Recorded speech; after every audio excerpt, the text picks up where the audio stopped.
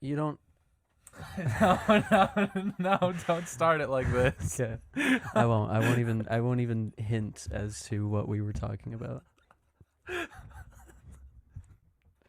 No, please. I was waiting to press record to respond to that disgusting, foul comment that you just made before we started. You're trying to cancel me. I'm not trying to. You're trying to cancel No, yourself by saying no. horrible, diabolical shit on air. No, I say it off air, and then you press play, and then repeat what I say. Yeah.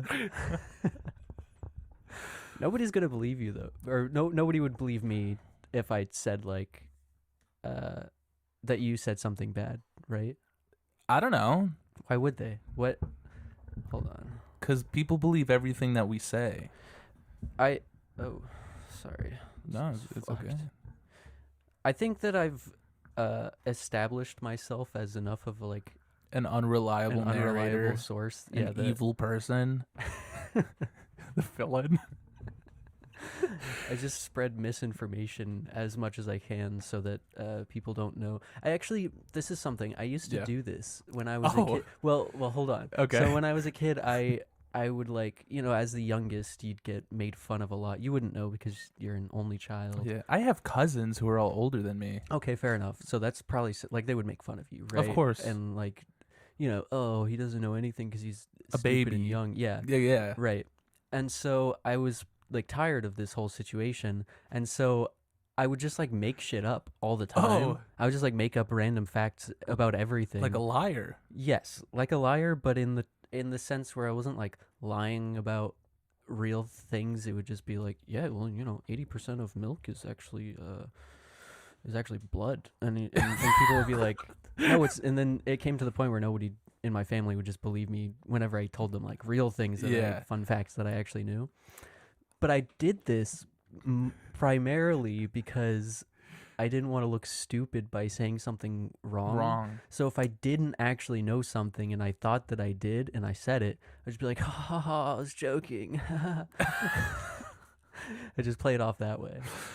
That's kind of smart.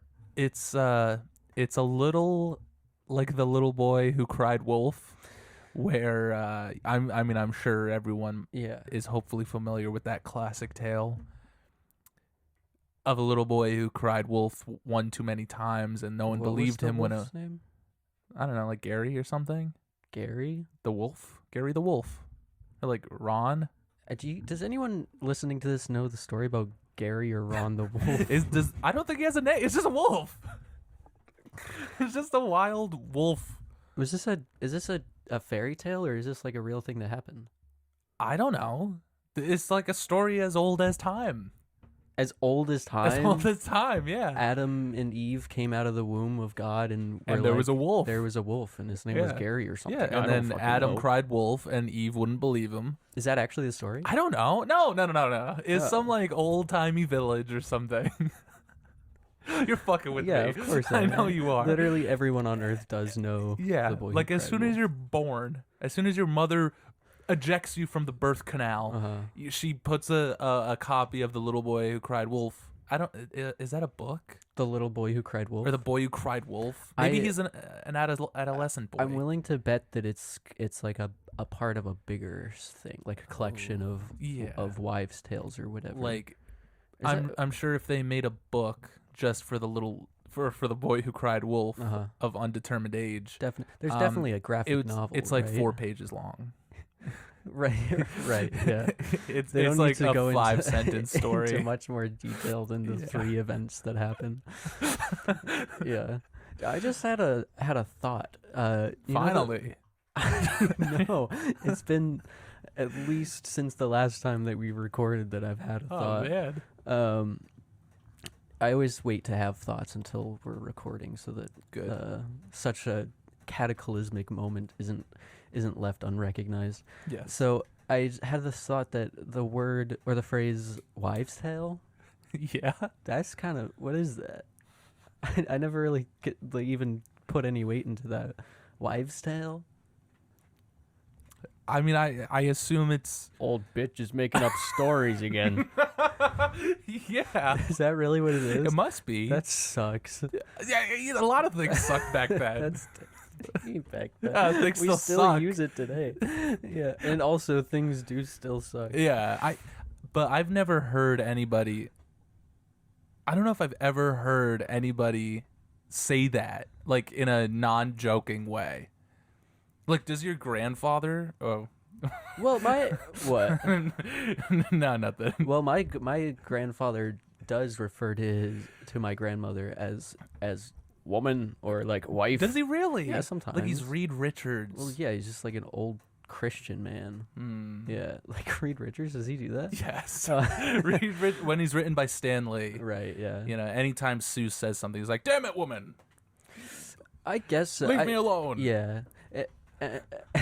It's so funny to me, but so wives' tale is just like, is that just what? Because wives are bored at home making shit up I think so. Yeah.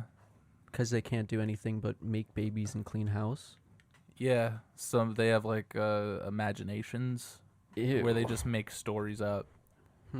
Yeah. Have you ever seen the show Mad Men? I almost just called it Angry Guys because my housemates watch it, and when I come in from work and they're watching it, I go, "Oh, Angry Guys again." Have you ever seen it? I've only seen a couple episodes. I never got too invested in it. Is it cool or is it just like people talking? Well, I thought of it because we were talking about like old misogyny. Oh, okay. And Is it's it like kinda 1950s? I'm not totally sure of Oh. the time, but it's like, yeah. It They're has all wearing John suits Hamm. and smoking cigarettes indoors. Yeah. John Hamm is in it? Yeah. Yeah. John If Hamm. it was the 1950s, John Hamm, who's like probably about 50 years old, would probably be playing like a 25-year-old man. Because people back then just looked terrible. Yeah, it's What is probably- that? Probably all the cigarette smoke and Yeah. also, You smoke like 20 cigars a day. you know, I wonder about that. Like if you look back in time, it always seems like people your age looked older, Yeah. you know? I feel like I don't look my age still. Well, that's because you probably don't feel like old, right? Yeah. I guess. I remember when I was like a kindergartner and I saw like a 5th grader. I'd be like, that's a man. That's an adult. Right, yeah. You know? And then I became a 5th grader and I'm like, when is that going to happen? Yeah, or And then it never did. but when you were a 5th grader, did you look around at your peers and you were like, "Oh, these kids look like they're in 5th grade." They all look like me. I feel like everyone in my generation, you included, we all look the same. Like we don't Right. look our age still. Right, yeah. But maybe that's just my perspective of if it. like you know, an 8-year-old was to look at us, you'd be like, "Whoa, adults." Yeah. I mean, we are. We are adults. We are. We're Unfortunately, we're here. all kind of well into adulthood. Yeah, we're now. like halfway. It's over. We're almost halfway there. I got 4 years left. Do What do you? you Oh, no, you go. no, I was changing the topic completely. Yeah, I was gonna too. You go Okay. first. You ever watch Euphoria? No, No. I never had the drive or the interest or the care. Me neither. Until the other day, and then I watched both seasons of it. It's good.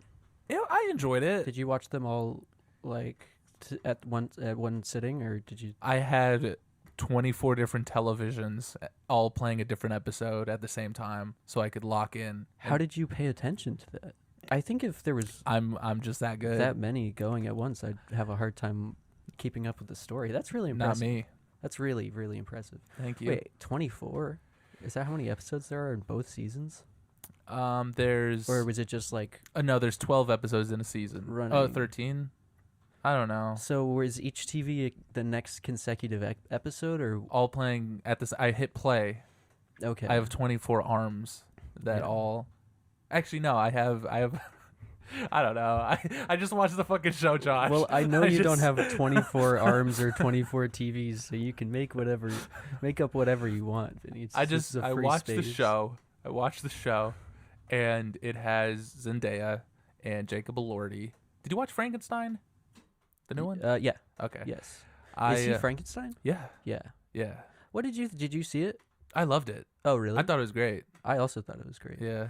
I mean, I still haven't read the story yet, so I'd be interested to know how it compares. It's really it's different, but there's a lot of things in it that are like actually in the like I'm surprised how faithful the movie is, but also very different the movie is. Like there's parts that are pretty accurate, and then there's the Guillermo del Toro spin on it where everything's weird and Right, crazy. Yeah. But the book is good. Mary Shelley, the original goth girl. Yeah. Right. Do you think Frankenstein's hot? Yeah, he's. I saw it. Sorry to cut you No, off. no, it's fine. There was this like what do you call that when it's a historical drama, right? About Sure. Mary Shelley. Oh yeah. Have you seen that? I think it's called like Mary Shelley I or just Shelley or something. I think I know what you're talking about. I've never seen it. It's like a timepiece Yeah. about her life and when she wrote the book. Hmm. It's pretty good. Really? Yeah, I liked it. Is anyone in it? Like who plays Mary Shelley? Ah, man, I think you would probably know, but I can't think of anyone's name off the top of my head. But I'm gonna look it up. Okay. You still don't have a phone case. I don't, and I doubt that I ever will because it's been like a year since I haven't had it. Really? Let me see your phone. It's been fine. Is There's no wow, cracks, there's no nothing. cracks? You know why? Because I don't just fucking drop it everywhere. Dude, I do sometimes. I have a screen protector though, so I'm good. Yeah. I think it's also incentive for me to like not use it so much because I'm Sure. like, if I'm walking around town It's in holding my danger. phone, I could drop Yeah. it and lose all of my information. Do you like those old fashioned like Universal monsters, like creature feature movies? Sometimes, yeah. Yeah. You like the original Frankenstein I like is the or Creature from the Black Lagoon? I haven't seen that one. Oh. I think I've seen the Frankenstein one. Does Godzilla count into that? I don't think so, but it's like of the same era. I would. I mean, I kind of file it in the same cabinet in my head. Yeah, giant monster. Yeah. But I think like Universal, I don't know who started making the Godzilla movies. It was Japan. I don't know what studio over there. I thought there was like an American. There is an American version. Adaptation of It's it. probably like Warner Brothers. But like the Universal monsters or like the Creature from the Black Lagoon, the Wolfman, Frankenstein, Dracula, like those types of characters. I found out who plays Mary Shelley. Oh, Do you know Ellie Fanning? Oh yeah. Yeah. I think she is in a new Predator movie. Really? Yeah, the Predator Badlands. I can't do it. I cannot figure out how you do it. I can't figure out how I do it It's either. such a mystery. I just do it. Maybe you have a little predator in the back of your mouth. Ooh. You ever watch Alien? I've seen yeah. I Where watched they the first have one a little mouth in the back of their mouth. Yes. And it pops out. Yeah. And kisses you. I wish that I had. Now that we're done kissing, we can get back to the podcast. Yeah, sorry. No, I wish that I had a mouse inside my mouth. You have mine.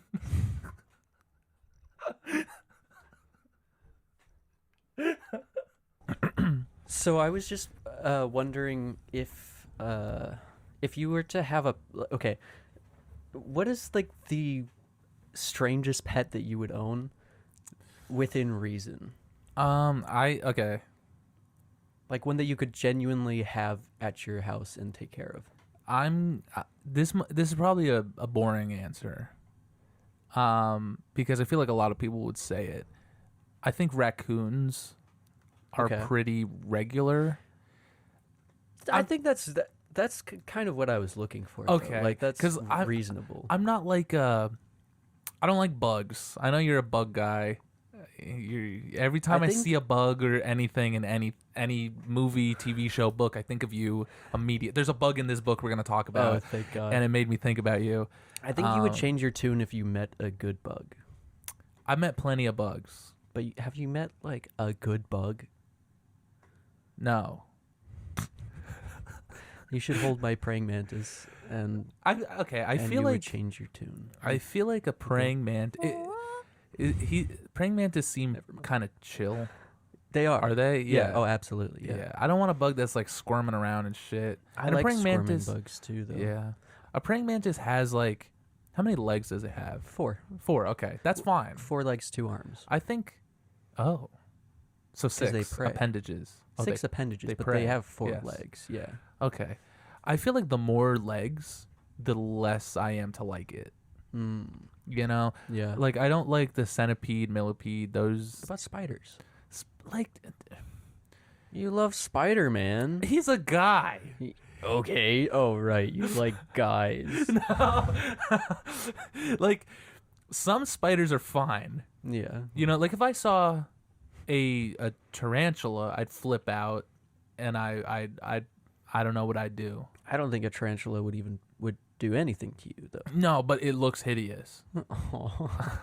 Like, I've seen them up close. They're cute. They have cute little faces. What about like jumping spiders? Those are fine. They're so cute. Those are fine. I guess it depends on size. Size does matter. Right. You know, Yeah, size matters with bugs. Of course.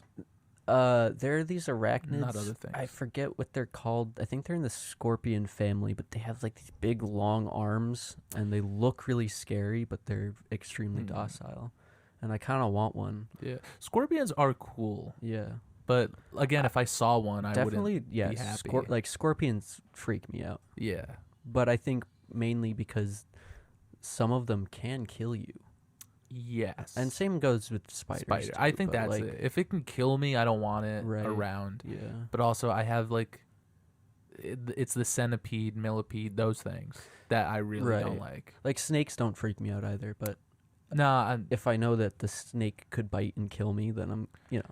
gonna be freaked out. If it can kill me, I don't want to be around it. But like, there's snakes that they can bite you and you'll be fine. I mean, it's I'll take a bite. Like, if a little snake bit me, so be it. As Yeah. long as I don't fucking suffer from it.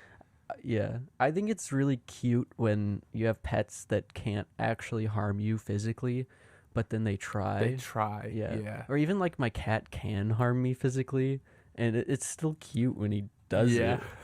I mean, like my hands are bleeding because of him, but do you bleed so a lot cute. from your cat? Yeah, He's evil. he's evil, and he really hates getting his nails clipped, which like I probably would too. I hate getting my nails and toenails clipped. Yeah, I bite my nails. My I do too. fingernails. Yeah, You I know, bite my toenails. No, I'm just kidding. Yeah, you chew on them. I'm And not flexible enough to do that.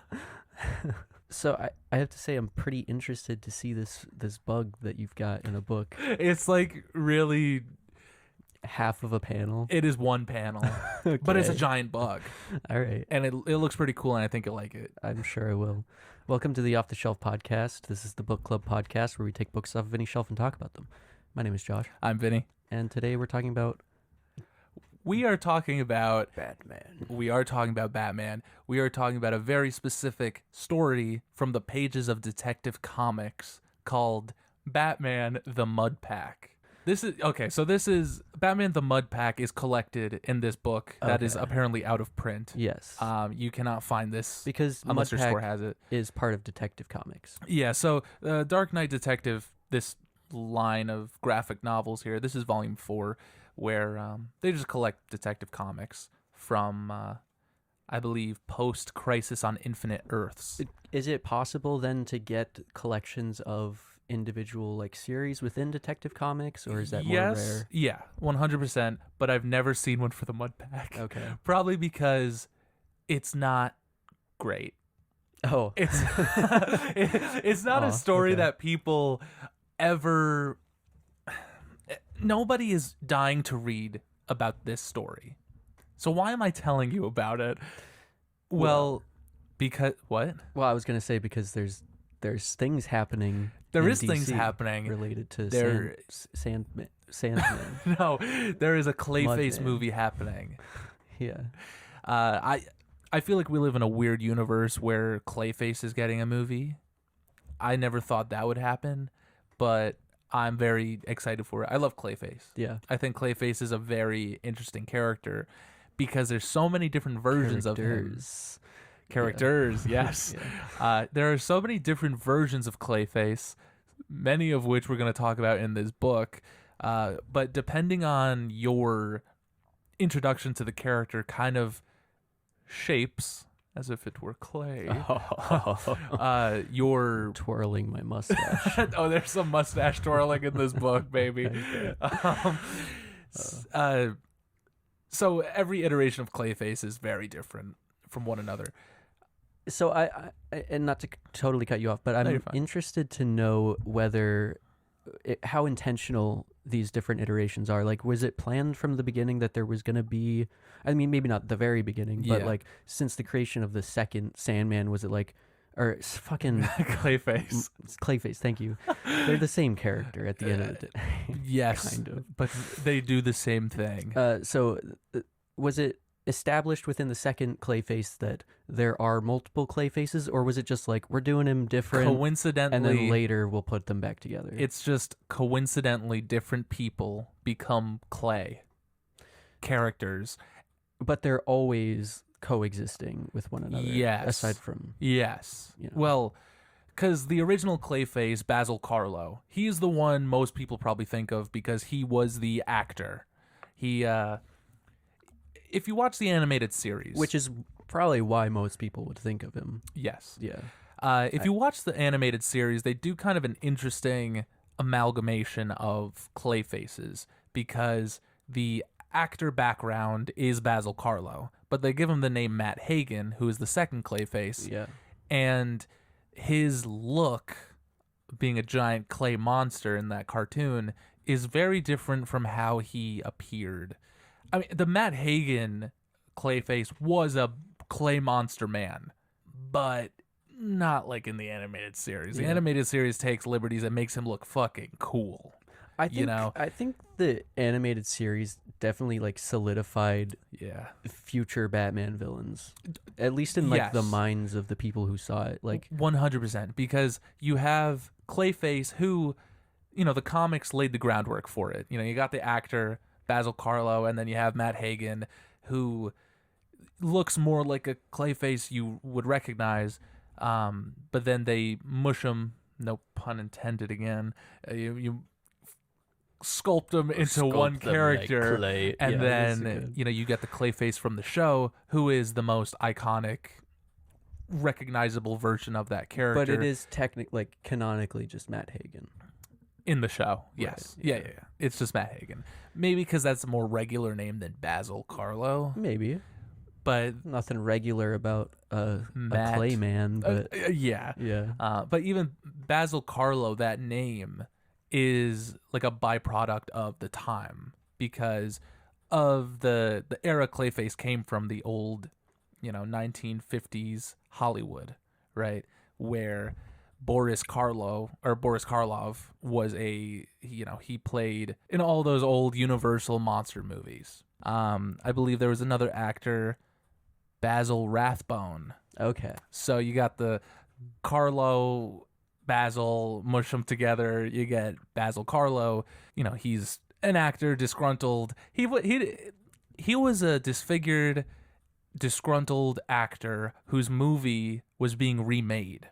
So then he got a knife and started stabbing people. And that was Clayface. They called him Clayface because he had an ugly face. Not because he was made of clay. No. Okay. He was not. He had an ugly face. That's all. And then he stabbed you to death. And then the second Clayface, Matt Hagen, was like a deep sea diver he was like a Star Labs researcher who was diving, and he found like a treasure chest of nonsense that turned him into a Clayman. Okay. So, but Basil Karlo has no powers? No. Oh. That's very interesting. He's just a guy. That makes me wonder why he would even be in this story, though. Oh, you're going to love it. But, okay. Yeah, no, continue. So, Matt Hagen, he deep sea diving, found a treasure chest full of nonsense, and it gave him powers of being a Clayman. And then the third Clayface was Preston Payne. He has an ugly, disfigured, clay-like face and body. and he's in this containment suit, kind of like Mr. Freeze, because if he touches you, he fucking melts you. Okay. And then there's the fourth Clayface, Lady Clay, who is a character that was created by Cobra, the criminal organization, not to be confused with Cobra, the criminal organization from G.I. Joe. But Right. DC also has a Cobra, spelled with a K.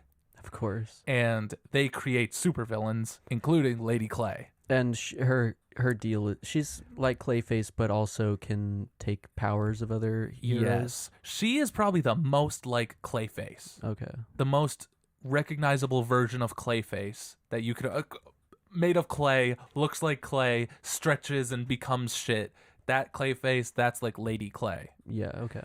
But also, she could like take your powers if she turns into you, which we're going to see in this book. So the Mud Pack this book came out in the 90s, written in the story of, or this pages of Detective Comics by Alan Grant and Norm Breyfogle. And this is a collection of a bunch of different stories by the two of them. And I just want to say, you could look through it. I have the bookmark where the Mud Pack is. I just want to say, for my money, and for the, you can look at other stuff besides the Mud Pack also. It's up to you. It's up to you.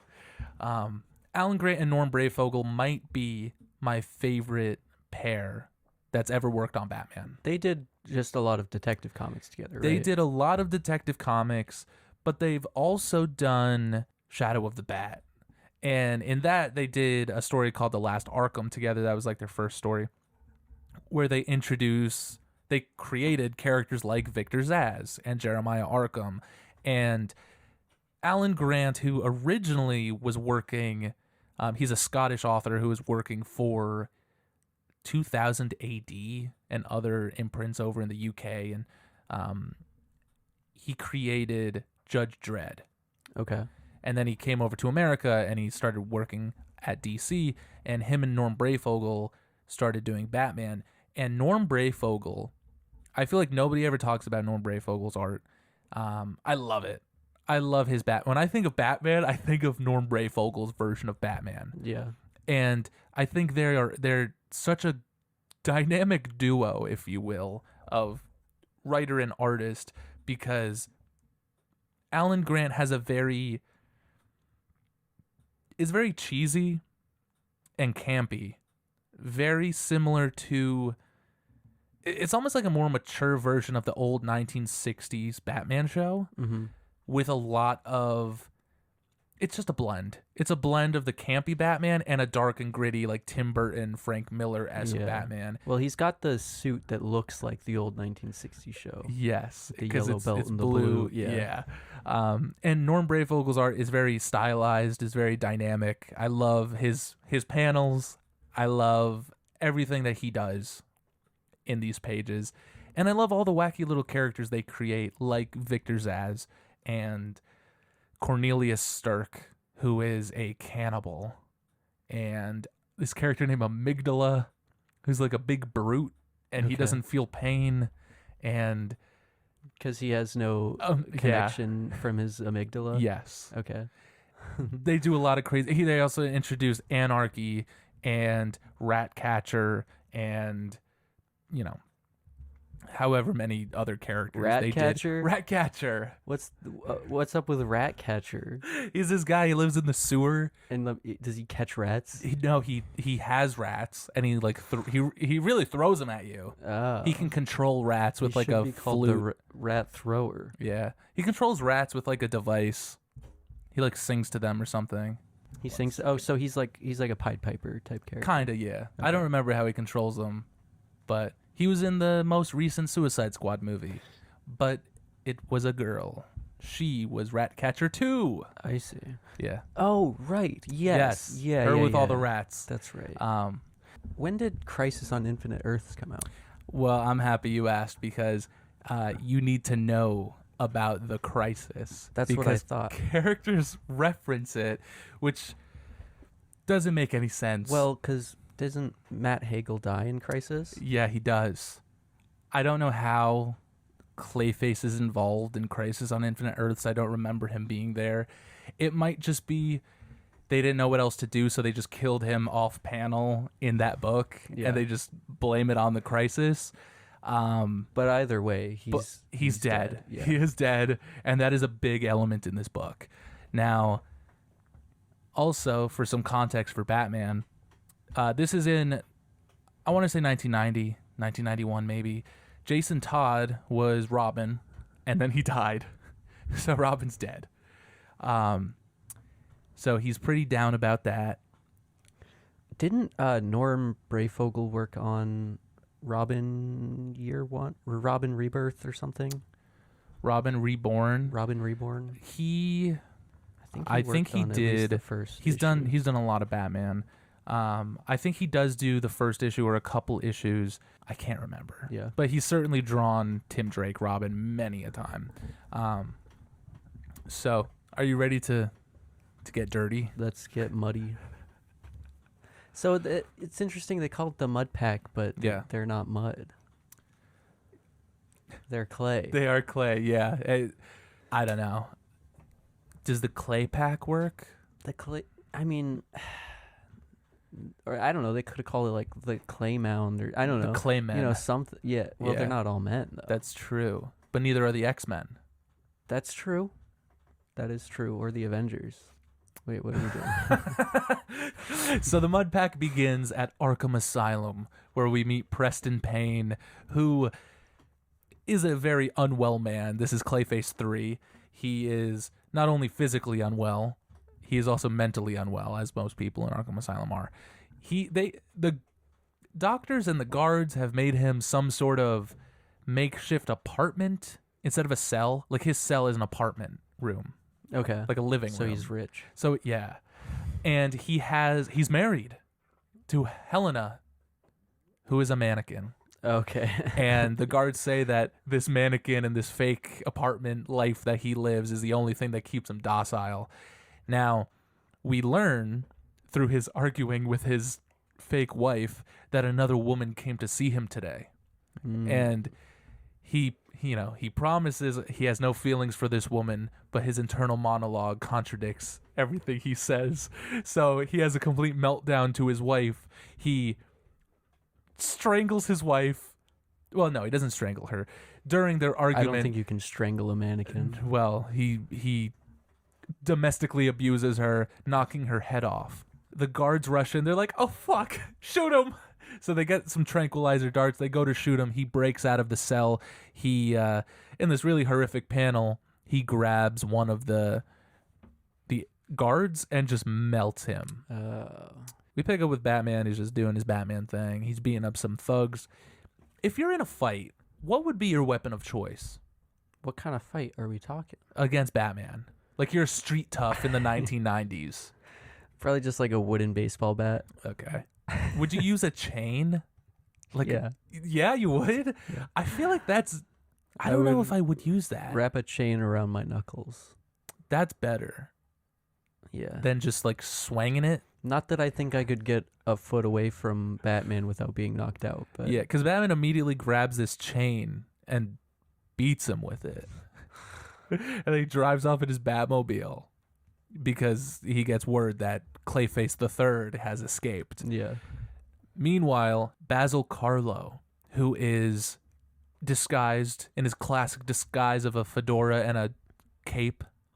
Classic. Yeah. And he's roaming through the streets of Gotham. He passes a movie theater where he's having some internal monologue of how the film industry has fallen and how horror is not what it used to be. So true. So true. As he walks past a movie called Sex Death of the Chainsaw Zombie, he sheds a tear. That's a little on the nose. Yeah. He sheds a tear as he walks into the La Scala Theater, which, I don't know, one of the many empty theaters in Gotham City. Is that a reference to something? I'm sure it is. Yeah. I don't know. But some other street toughs. You got to understand that Gotham is just full of roving bands of gangs. Yeah, that's why Batman is there. Exactly. So these two little, I guess they're teenagers maybe. I don't know. They follow Basil Carlo, he's talking to himself and he's holding a bag. So these kids are like, this guy's easy pickings. Let's go. Be treasure in the bag. Must be treasure in the bag. So they go, they follow him into this theater, they rough him up a little bit, and then they grab his sack of mysterious contents. Ew. And they open it, and it's just like it looks like a bag of shit. But it's clay. But it's clay. Yeah. And then they turn around and they see his horrific face, and he just stabs them to death. And let me guess, that's the clay that turned Matt Hagel into Clayface. It is Matt Hagen. Oh, The Hagen, remains of yeah. him. Hagel. I Yeah. forgot. It is Matt Hagen. Okay. The remains of him Ew, after he alright. died in the crisis. Okay. Because somehow Basil Carlo knows about the multiversal crisis that happened. He must. Yeah, he clearly. He's cute into these things. I get. He's like a 70-year-old man. But who am I to say? He reads the news. He reads the news. Yeah, I'm certain of it. So then we pick up with Batman, who he's gone to Arkham Asylum. Actually, even before that, we see Preston Payne, who is escaping from the guards of the asylum. They're chasing him. He's clutching Helena, her head, and suddenly, I think he like trips and he knocks himself out or something, and then all the guards are ready to take him back, and then this gorgeous woman appears and mind controls all of them or brainwashes all of them and grabs him. That's Looker. Looker. Yeah. She grabs him and they get out of the forest or wherever they are. What a crazy costume. Yeah.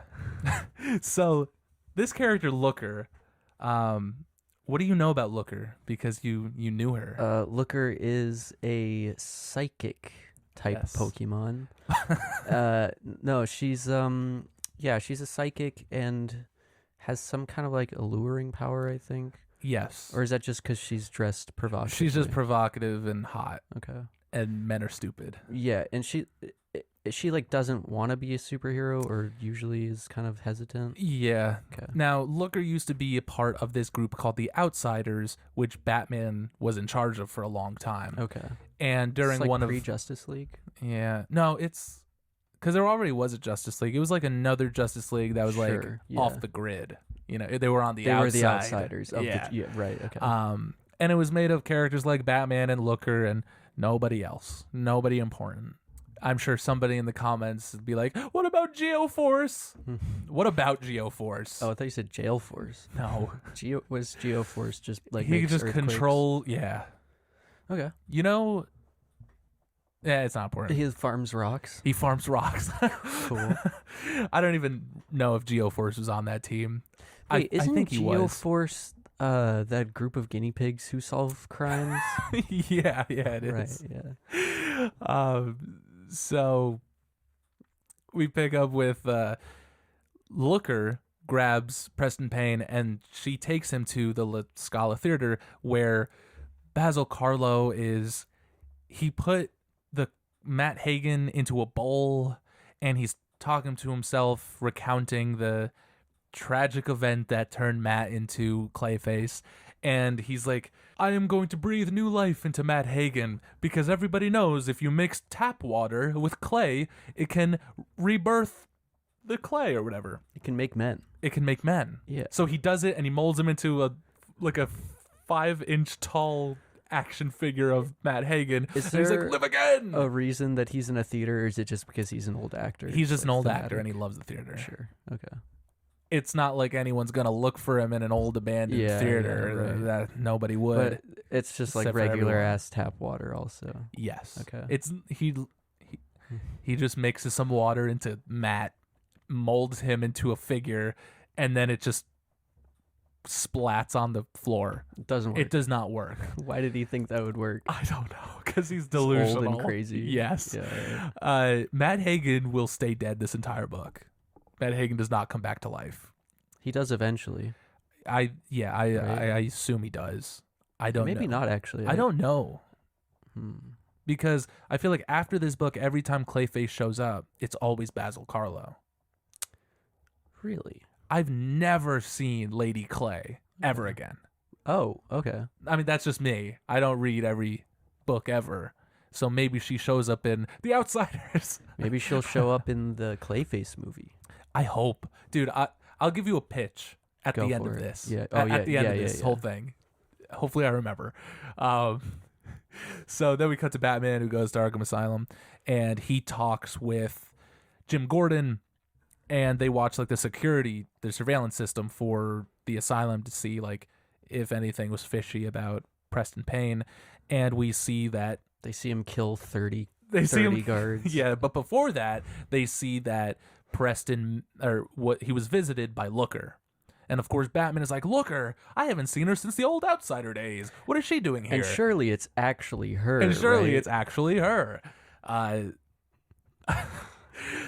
So then we pick up with Looker. Surprisingly, it's not actually Looker. Yeah. It's Lady Clay, who takes the form of Looker. And she brings Preston to the theater. So now all the Clay faces are together, right? And this page has... They all sit at a table together. And Basil Carlo announces like, oh, Lady Clay... He gives expository information about all these characters. And they make you believe that you didn't know this was Basil Carlo until right now. Okay. Where he announces himself as being Basil Carlo. Well, you had a hood and you had a hat at least. That is true. So he says, This is from the era where glasses make you not Superman. Yeah, so. Of course. That's every era. Right. So their plan is just to fucking kill Batman. Now they're all together. They can kill Batman. Finally. What is it about them being together? Because it's not like their powers are even similar. What is it about them? It's just because they all have clay. It's just now they're all together instead of separate. But there's more people to throw at Batman. I mean, yeah, but like, why them specifically? There is no reason for Basil Carlo to get 3 other Clay faces than to get Two-Face and Penguin and the Joker all together. Unless they're all in jail or something. Sure, but so was one of the Clay faces. Yeah. So. He has ulterior motives. As of right now, there's no reason for them to all be together. Except for, I feel like they might be trying to clean house on the Clay faces. Okay. They're like, there's too many of them. Let's just condense. Just in case there's a movie one day in 35 years, let's condense all the Clay faces. Right. So then we pick up with Looker, who is having a horrific dream of some clay attacking her. She is woken up by Batman, who gives her a ring, and he's like, Looker! Oh, he finally popped the question. He gives her a ring on the telephone and wakes her out of the slumber. I didn't get that at all because I'm not fucking British. So this Clay, what is her name? Lady Clay. Okay, that's She her. Clay? Is that her name? Does she have an actual name? It's Lady Clay. Okay. Yeah. I think they give her like a civilian name in this book, but I don't remember it, and they never bring it up again. Regardless, so Lady Clay, does she have to have some kind of interaction with the people that she turns into? Or? Yeah. Okay. Is it like physical or just like think about them or know them? I'm not sure. Okay. All that stuff happened in the Outsiders book that I didn't read. Oh, I see. Okay. I just know about it because they mention it constantly in this book. So Looker has a horrible dream where she's attacked by Clay. Batman calls her and is like, Looker, I need to talk to you. And she's like, oh my God, Batman, I just had a dream about horrible Clay. And then Batman's like, why did you break Preston Payne out of jail? And she's like, I have no idea who that is. And he's like, he's Clayface the Third. And she's like, oh, Clayface, like my dream about horrible Clay. Maybe all of this is tied together. Do you want me to help you? And Batman's like, no, do not be in this book. Nobody knows who you are. Stay out of my comic. Goodbye. And then, so we pick up with... Which is crazy because she's got such fan service elements. Yeah. Why didn't they want her in this book? Because it's a Batman story. Because it's a Batman story. Right, yeah. So then we pick back up with all of the Clay faces. And she's going to be in it more anyways, just not as herself. Yeah. Like we have Lady Clay who looks like Looker. It'd be too confusing. It would be too confusing. Yeah.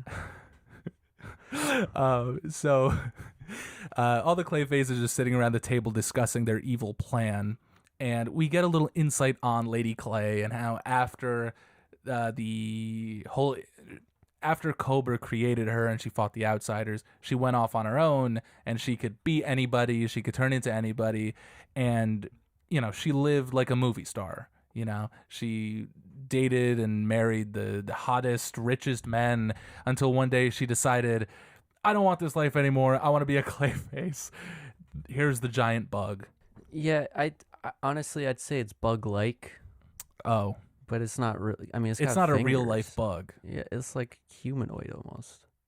Oh, yeah, it does have fingers. Yeah, and like torso and face. I don't know.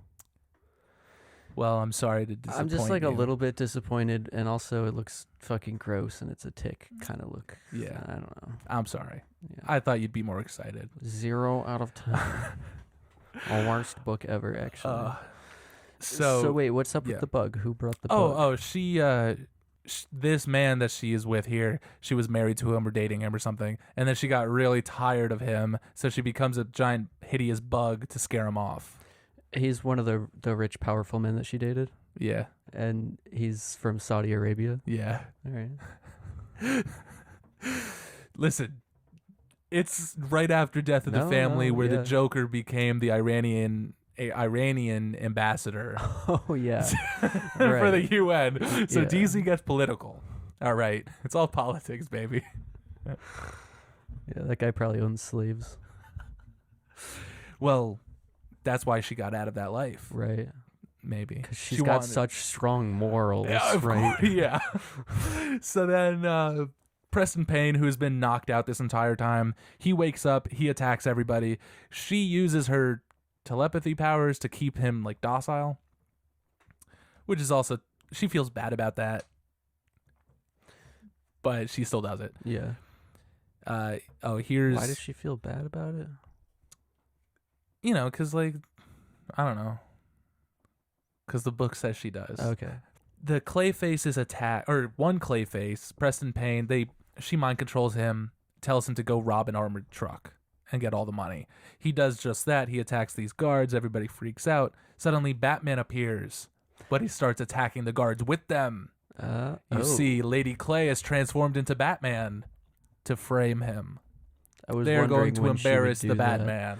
So I think it's really funny when you see, like, at least in older renditions of like the Bat computer. Yeah. And it's just a big screen, and there's usually like 4 or 5 other smaller screens. Yeah. But they always just have the same image. Well, that's a lot of work for the artist to draw different shit. Well, yeah. I can sympathize with that, but even still, like, it's funny. Like, why wouldn't he play the entire season of Euphoria on every screen? I was going to make that joke, but because that would be ridiculous. Yeah. That would be stupid. So, seemingly Batman helps Clayface rob this armored truck. Meanwhile, the real Batman is talking to Jim Gordon.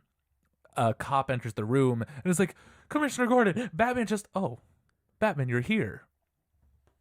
This is the real Batman. This is the real Batman. Oh, okay. Yeah. I was going to say that his suit looks much darker here, but it's I was going to make a comparison, but it's not valid anymore. It could just be shadow. Well, that makes me think then that her costume is bluer than his. It could be. But it's also, it's just the lighting. Yeah.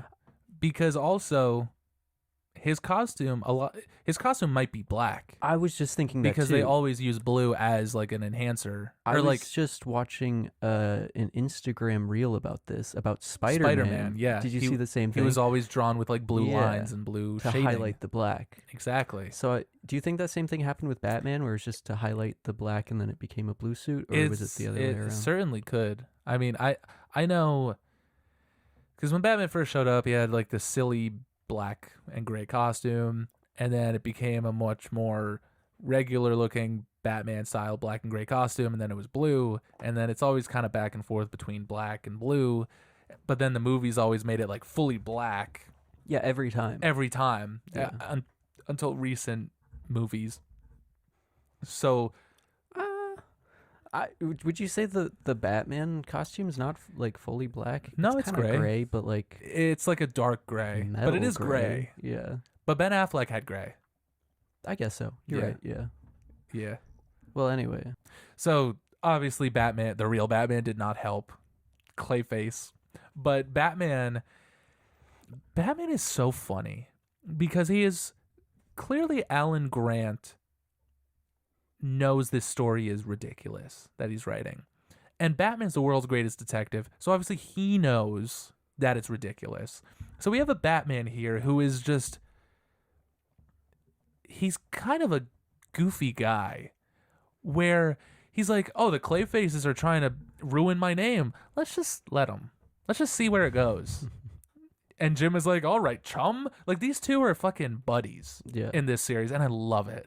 Like, you'll see Jim Gordon ride in the Batmobile. There's such a funny, it's not in this book, but there's such a funny panel of Batman and Jim just in the Batmobile driving down the street, and Jim is just comfortable. Well, it seems like in these books, I mean, given the title even, he's less of like a superhero or a rogue vigilante. He's just a detective.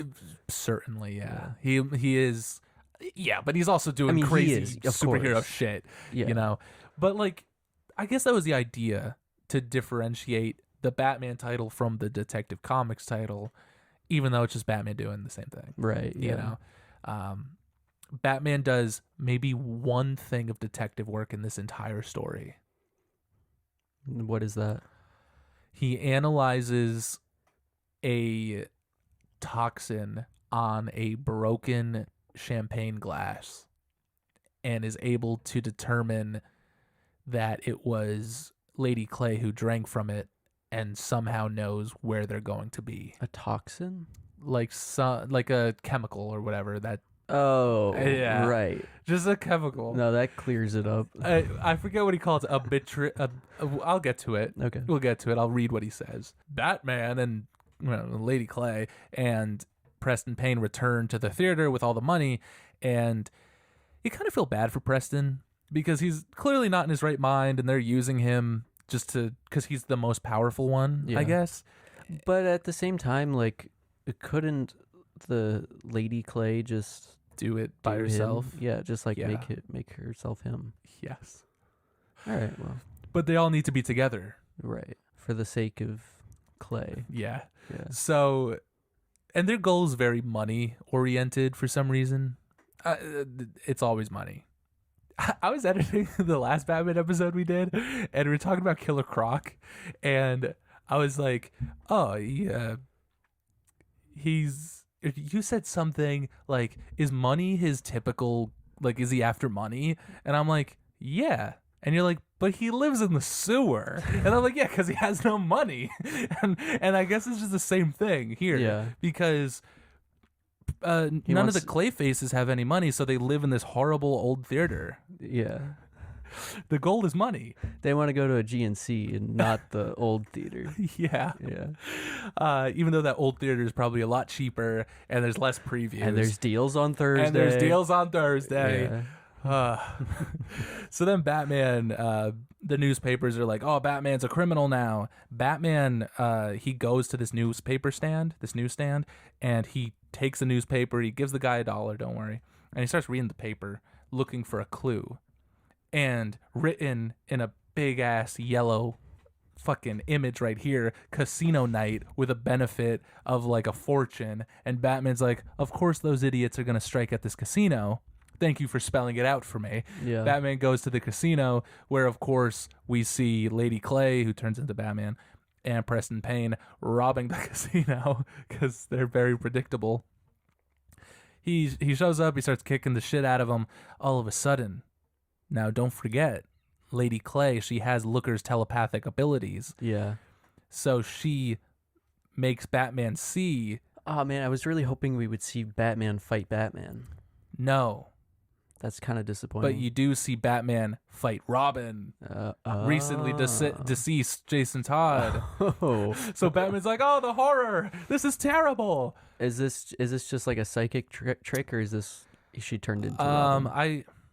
I think she actually turned into him because during his psychosis of remembering the horrors of what happened to Jason Todd, he has a moment and he's like, no, Jason was killed. This is only a trick. Luckily, he's a little boy and easily defeatable, and he just punches him in the face and knocks Lady Clay out. But then Preston Payne touches him and knocks him out. So if she turns into someone, would she have all the powers and all of the weaknesses of the person? I suppose. That's interesting. Like if she turned into Superman, Kryptonite could kill her. Yeah. Probably. Reasonable. Yeah. Or if you turn into someone who's not as strong. You could just get shot. Right. Well, I just meant like Robin. Well, Batman just punches him. Yeah, because he's a frail small child. Yeah. Yeah, I don't know. Because I'm sure if someone shot Robin right there, the bullets would pass through him like clay.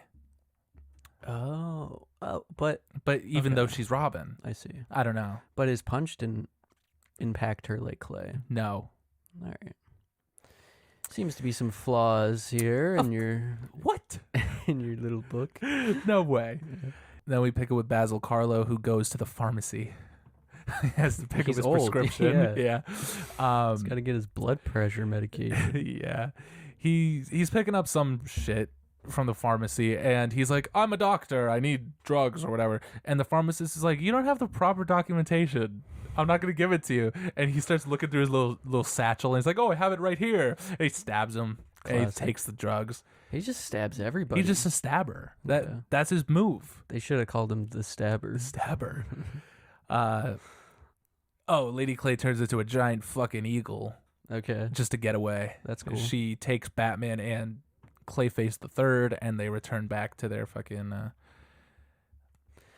the theater hideout. That's cool, but it makes me wonder, like, why didn't she just turn into a giant eagle and drop the ring into Mordor? That wasn't in the script. They didn't think about it. Yeah. So they return to the theater, they strap Batman down, and she uses her telepathic abilities to throw him through a hallucination of terror or whatever. So he's seeing all his biggest fears. What is Batman's biggest fear? Loneliness? No. Probably all the people he lets die. Oh. Like Robin and his mom. Is that a fear or regret, though? Both. Okay. Because it's like, it's going to happen again. Yeah. He sees just a montage of crazy shit, which looks awesome. Yeah. You know, you see the Killing Joke, you see the death of Robin, you see the death of his parents, you see Cornelius Stirk, who's a little freak. He's going to eat him because he's a cannibal. Oh. And the Clayfaces are about to celebrate because they have finally defeated Batman. And what's his face? Basil Karlo pours some champagne. It's spiked. So Lady Clay falls unconscious from whatever he spiked the drink with, which is the chemical or whatever I was talking about before. He doesn't explain what it is yet. We'll get to it. Hold your horses. I'm holding them. Now, while all the Clayfaces are unconscious and one is dead, he ciphers. It's not even him. It's just a lump of clay. It's just a lump of clay. He ciphers got it from the craft store down the block. Yeah. Basil ciphers some of the blood from each Clayface, and he calls a doctor. He calls like a doctor's office. I thought he was a doctor. No, he lied. He calls a doctor and he's like, hello, I need to see a doctor. And they're like, sorry, the doctor's busy for the next month. And he's like, all right, I'll be there soon. And they're like, no one's going to treat you. And he's like, ta-ta, see you soon. Here's some more of... Healthcare system in Gotham is abysmal. Yeah. Meanwhile, while all this is happening, we see Looker. She has not exited the book, but she has changed her costume because maybe the reader would get confused that there's two Lookers in this book. Right. Or too horny. Or they're, yeah. Is it just colored different? Or it is the exact same costume. Oh. It is just colored. So they're still going to get horny. Looker is blue. Right. Lady Clay is pink. Okay. There might be slight variation with the costume, but it's mostly the same thing. Yeah. She's on the trail of the Clayfaces or whatever, which, she's way behind. She picks up some clay and she's like, oh, she uses her telepathic ability on the clay and sees the theater. Yeah. And then she goes there just in time. Oh, well, before she gets there, the Clayface the Third and Lady Clay, after Basil takes some of their blood, they wake up he leaves. They wake up. They argue. Lady Clay feels really bad for mind controlling Preston because she also got played by Basil. They all felt he's the puppeteer of this story. They have a heart-to-heart moment where she's like, just beat me. It's okay. I deserve it. And he's like, I'm not evil. Okay. We have both been played by the same man. And she starts crying, and he's like, oh, don't cry. You'll melt or whatever. And he says something. Is that how that works? I get it. Let me read it. He says, come on, don't cry. You'll make your face run. And I kind of like it just the way it is. And she starts sobbing. And he's like, what have I done? And she says, nothing. It's just nobody ever said anything like that to me before. Not to the real me. And then he says, well, so you know, I'm not. He says, oh, so you know, I'm not just whistling, Dixie. Yeah. And then they kiss.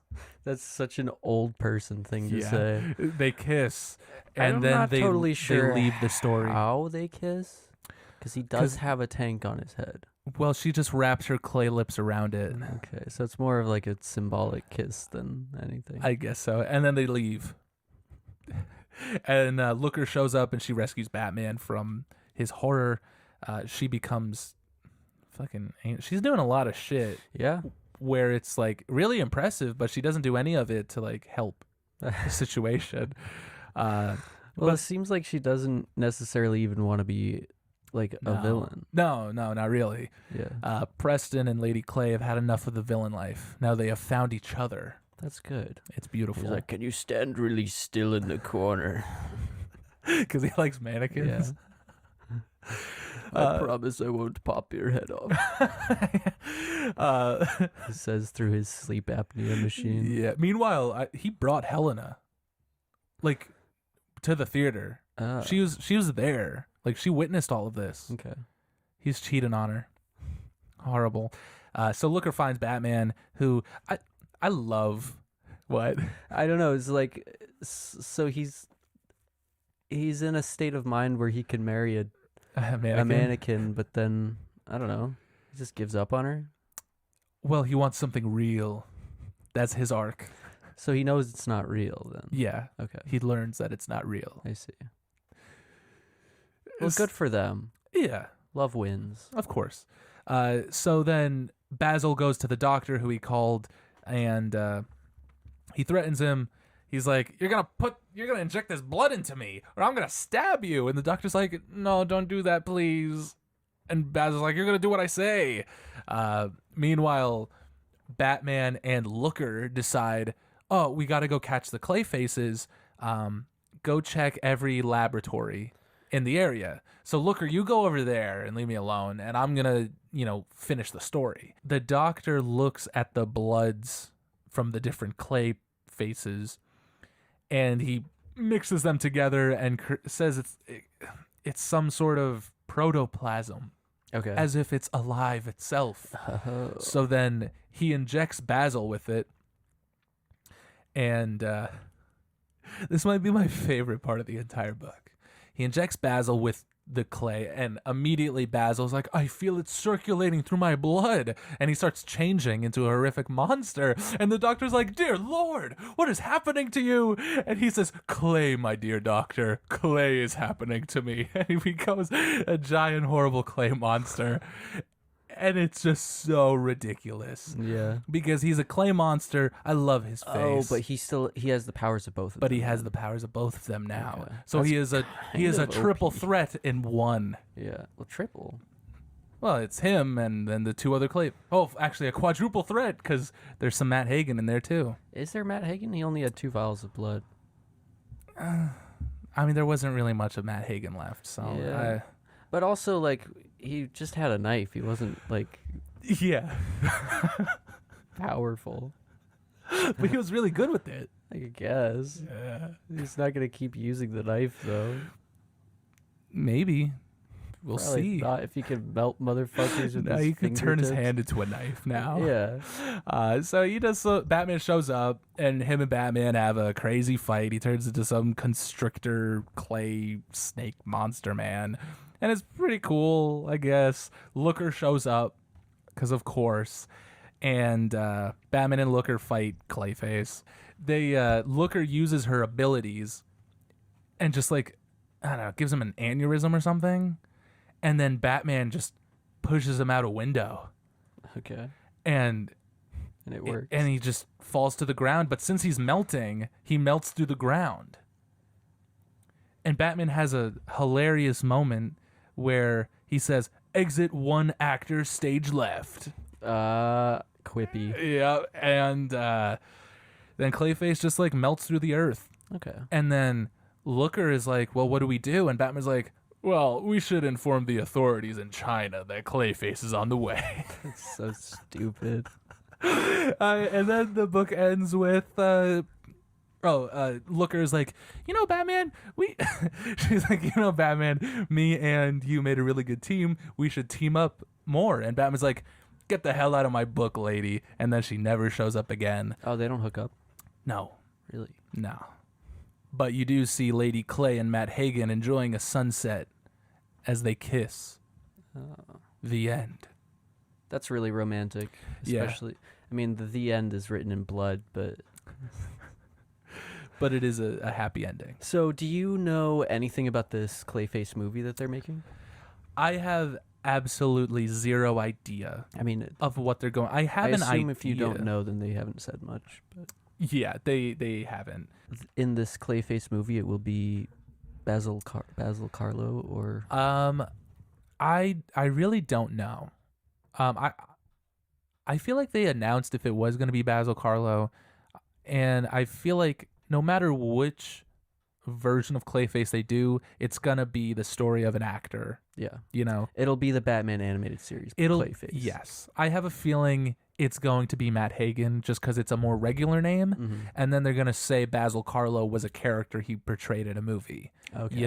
Yeah. Now, what I think could be cool is if when he becomes clay, like a big clay monster, because he can become other people, or maybe he can create other clay people, you can still have all the other clay faces in the movies that are like extensions of him. Okay. But it would just be him talking to himself.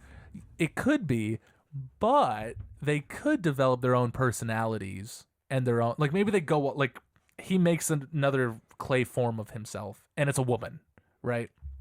She runs off, she goes off on her own, she lives her own life, but she's also a clay person, and then maybe they all experience some kind of separation anxiety where they have to like come back together or some nonsense. And so when she falls in love with the other Clayface, is that incest? It might just be narcissism. Or is it masturbation? Both. All three. Incest, narcissism, masturbation? Yes. Yeah. I really don't know what the movie's going to be about. I think it'd be cool.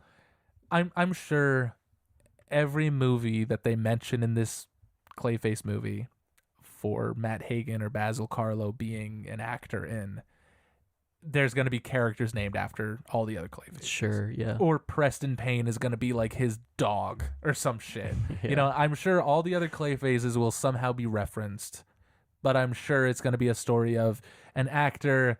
His movie is being remade and he's old and washed up and ugly and he's becomes evil and a clay monster. That sounds cool. Yeah, I'm excited. Yeah. I hope there's some good body horror and some good stuff. Just some good stuff. That's what I want. I just want some good stuff at the Yeah. theater. And I think Batman the Mud Pack is full of a lot of not so good stuff. I think this is a really silly book, but for some reason, I love it. I think it's silly for the reasons of it being kind of dated. Of course, it is a very, dated book. Yeah. And I think purposefully, when it comes to Basil Carlo and just the theatrics of him and how he talks, he sounds like an old 1940s movie character. Yeah. An old silly you know, antagonist in one of those films. And it's a really fun read with some fantastic art. And this whole era Wait, of Batman. read? Fantastic? Wait, say that again. You're evil. And this whole era of Batman is just that. Characters like Anarchy are created. You have Batman teaming up with Etrigan the Demon, Batman fighting the KKK. You know, there's a lot of stuff to be loved about this era of Batman. I think though, like if I was a kid and this was my introduction to comics, I would probably think comics are kind of boring.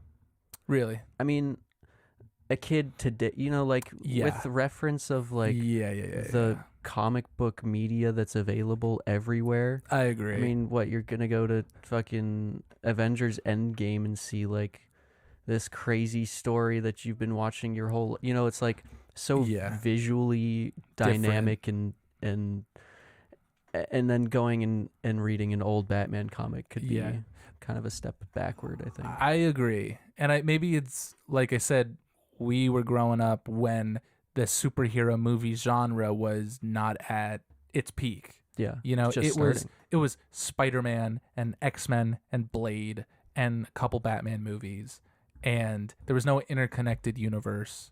You know, you hoped that Hugh Jackman Wolverine would show up at the end of Spider-Man, and then it doesn't happen. Yeah. And you're just like, maybe in the next one. Yeah. But now everything's connected.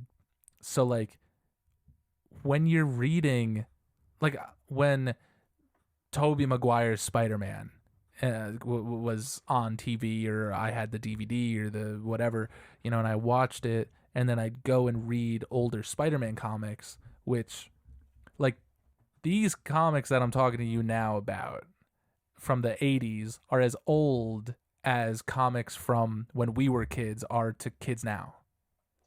Yeah. Maybe I said that kind of stupidly, but no, like that makes sense. Like this book came out 20 something years ago. Yeah. You know, and now kids are going to read books from 20 years ago from today and kind of have the same feeling that I have about like this is my kind of childhood era for Batman and characters. And I know when I think about stories from like the 60s and 70s, I am like, that's a boring ass Spider-Man story where he deals with the Spider Slayer. I'm not going to read that. Yeah. You know, I'm not interested in that. So I understand what you're saying. But either way, I mean, it depends on the person. Yeah. Yeah. Yeah. But I definitely don't think any of this is going to be in the Clayface movie. None of it? I really don't know. I really wanted to talk about a Clayface story. So I chose this really silly one. Because are there other big Clayface stories? No. Okay. That's the thing. Like, I really struggled to find a Clayface story that was interesting enough to talk about. He seems like kind of an unpopular character. Although, doesn't Clayface become a good guy at some point? He does become a good guy like in Super Friends or something. It's a pretty recent Detective Comics series in the DC Rebirth era where Clayface teams up with Batman and Robin and all those characters. Oh, he's a part of the Bat family. Yes. Yeah. Yeah, it's really fun and really cool, but there's no like standout Clayface story. You know, he's just a player. He's just part of the team, which, I mean, I'm sure there is a Clayface story arc in that run, but nothing that I had knowledge of enough to want to discuss with you. But it also gives room to draw inspiration from non-Clayface stories with similar elements. Yes. And I feel like this might be kind of an important story, kind of because I think like at the end where Basil Karlo becomes a clay monster, and then after that he's just always a clay monster. Like this is it. This is the origin of Clayface. Yeah, well, at least the consolidation of Clayface. Exactly. Which I'm sure no comic ever references this one, you know? But if you want to know the beginnings of a real Clayface, it unfortunately is the Mudpack. Which I can't help but to love, even though it might be terrible. But there's something charming about it. That's what people say about this podcast. That's what I say about this podcast. But I'm excited to see more Clayface and this movie. Do you want to give it a rating?